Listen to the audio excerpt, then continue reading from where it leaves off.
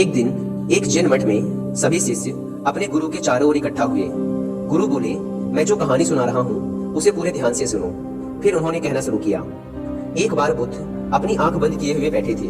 उन्हें किसी की आवाज सुनाई दी, बचाओ बचाओ। उन्हें समझ आ गया कि ये आवाज किसी मनुष्य की थी जो नर्क के किसी गड्ढे में था और पीड़ा भोग रहा था। बुद्ध को यह भी समझ में आया कि उसे यह दंड इसलिए दिया जा रहा था क्योंकि जब वो जिंदा था तब उसने बहुत सी हत्याएं और चोरियां की थी। उन्हें सहानुभूति का एहसास हुआ और वो उसकी मदद करना चाहते थे।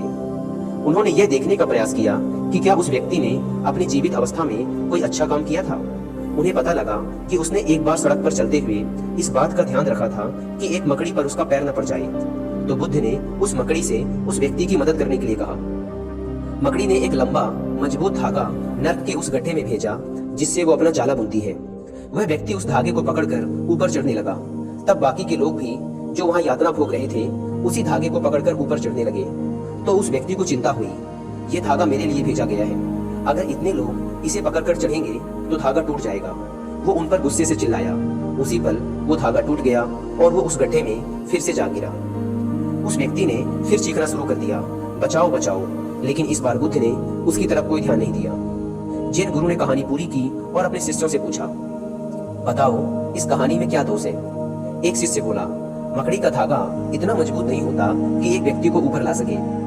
दूसरे ने कहा, स्वर्ग और नर्क जैसी कोई चीज नहीं होती। एक अन्य बोला, जब बुद्ध आंख बंद करके बैठे और ध्यान कर रहे थे तब उन्हें जरूर ही कोई और आवाज सुनाई दे रही होगी।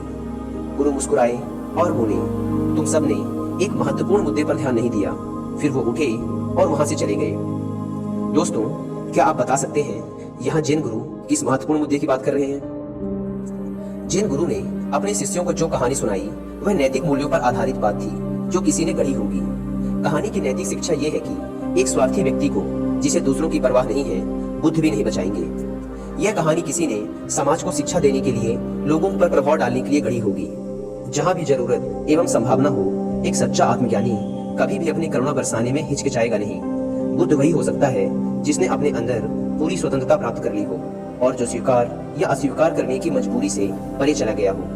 केवल वही करुणामय हो सकता है जो पूरी तरह से आनंदमय हो। बुद्ध उसी को कहते हैं जो बुद्धि से परे पूर्ण आनंद की अवस्था में हो।